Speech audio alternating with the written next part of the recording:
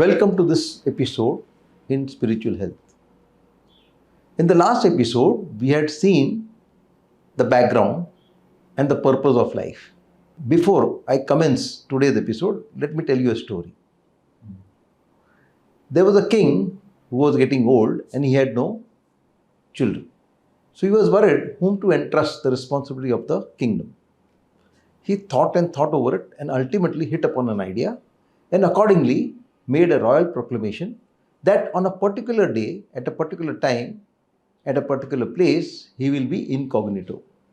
And whoever can discover the king will become the ruler of the kingdom. Everybody was very happy. It is a good opportunity. Play hide and seek and become the king. So all of them gathered at the appointed time, at the appointed spot. And what did they find there? There was a fair. And in the fair, there were various types of food items, various types of clothing, various types of games, and everything was free. All the people who had gathered there to look for the king got immersed in the fair and forgot what they had come there for. Amongst them, there was one man who still remembered and was looking out for the king. His friends would call him, "Let's play this game." He would decline. They would beckon him, "Try this dress." He would refuse. His friend would tell them to taste the tasty food that was there. He would still not oblige. He hunted for the king but didn't find him. So ultimately, he got tired and sat on the steps of a temple which was there on the far corner of that ground. And he was thinking, now where should I hunt for the king? And he suddenly realized that he has looked into the fair but not in the temple. So he climbed the stairs of the temple, and when he entered the temple, he saw a priest offering arti. He looked very closely and found that the priest was the king. We too have come in this world to discover the king within us, but are lost in the fair. If we realize the true purpose of life, then we will not get entangled in these worldly affairs and refuse to serve the true purpose of life. When we deviate from this righteous path of Shreyas and move on the path of prayers, we invite the law of karma. So what is this law of karma? The deviation is the Kriyaman karma. All the results of this Kriyaman karma are gathered in what is called Sanchit karma, which is our karma bank. And from this, we withdraw the results of those karmas which are about to fructify, and that constitutes our prarabdha karma. So whatever we have sown, we reap. If we have harmed somebody, it comes back to us in the form of misfortune. If we have unduly helped somebody, it comes back to us in the form of fortune. So, there is no progress being made. There is only a horizontal movement. Let me clarify this with an analogy. Say there are 3 students. The first student attends the classes regularly, does his classwork, does his homework, takes care of his books, pays the fees on time. This is the first student.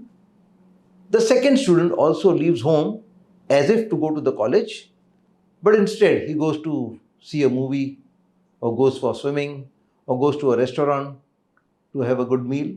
He doesn't go alone. He takes his friends also along. The fees that were given to him, he utilizes in these activities. Short of cash, he sells off his books and gets some money to enjoy himself.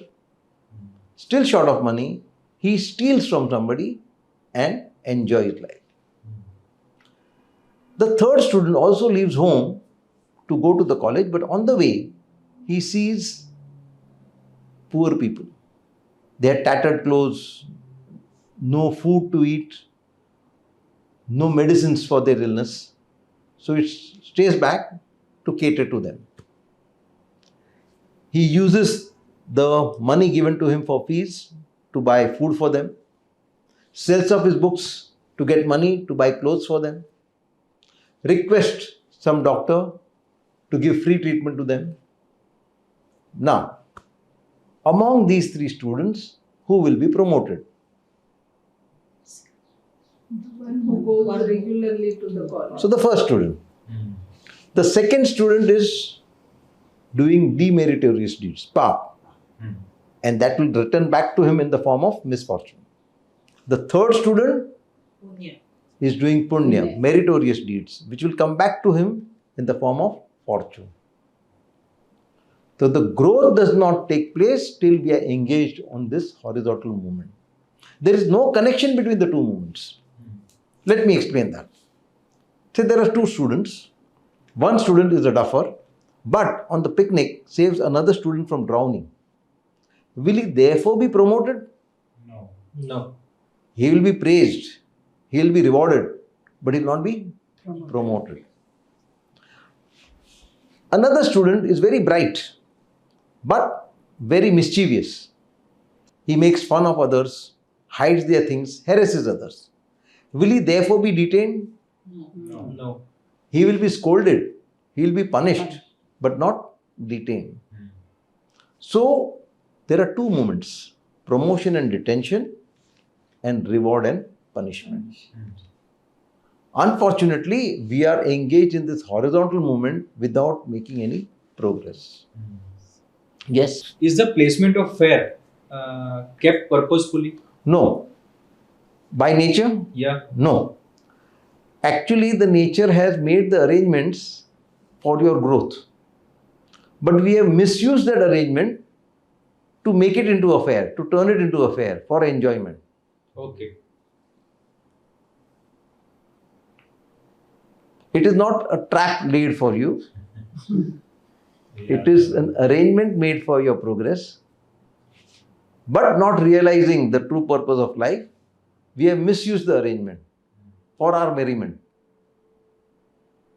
Now, if this is not what we are supposed to do, then what are we supposed to do in life? Then there are four things that we need to do. Nitya karma, niyat karma, naimittik karma, and sadhana. So what is nitya karma? Nitya karma is our daily routine. We eat, we sleep, we pass out waste products. Why do we do all this? Is a mandatory For for survival. survival. Yes. Unless we do this, we are not going to survive. So this is necessary. Now, most of us eat food not even cooked by ourselves, not even grown by us. So what is happening? In doing our nitya karma of eating, we are taking the help of other people in the society. So now it is our bounden duty to contribute to the society. This is the niyat karma. To explain, in the body there are various types of cells. Each cell takes in nutrition, gives out waste product. Simultaneously, the cell also has some specialized function. The bone has one function, the muscles have another function, the fat cells have another function, the skin cells have another function. And each of the cells are doing their specialized function, then the body is able to remain intact. So the niyat karma is the responsibility allotted to various people so that there is upkeep of the society. And if you contribute to the society, then you will be able to survive yourself. Let me explain with another analogy. Say there is a college which the students attend for their studies. Attached to the college is a hostel where the students reside, and the students make their contribution in the running of the hostel. One person takes care of the books, one person does the cooking, yet another person does some swabbing and sweeping, another person washes the utensils and clothes, and the duties keep on changing. Now each student is doing his Nitya Karma so that he survives. Each student is also doing his Niyat Karma so that there is upkeep of the hostel. Is that the end of the duty? What remains? Study. Studies. Studies. The very purpose that they are there. So also, we have come into this world for our sadhana. The Nitya Karma and the Niyat Karma are ancillary, which helps us to do the sadhana. They are supportive, but we are so lost in these two that we don't even consider the sadhana. If there is spare time, there is leisure time, then we engage in entertainment. The purpose of life is lost. What is Naimittik Karma? Naimittik Karma is the squaring up of karmic relationship. If you have harmed somebody, you will be harmed by that person in this life. If you have helped somebody, you will be helped in this life through that person. Similarly, if somebody has harmed you, it will be returned back to him through you. If somebody has helped you, it will be returned back through you. So, Naimittik Karma is just retribution of your past deeds. To give an example, an elderly couple was traveling in train. Suddenly, the lady expired. And the husband was dumbfounded, didn't know what to do. There was a co-traveler who assured him, don't worry, my station is after 10 minutes, we'll get down and make all the arrangements. They got down, informed the police, informed the relatives, made arrangements for the funeral, and everything went off well. The traveler was very much obliged and he thanked the other person very profusely. He replied, there's no need to thank me. I'm only a nimit. I wondered that this lady would have died after I got down. For me to be there when this happened and my station being so near, I have some role to perform and I have done that.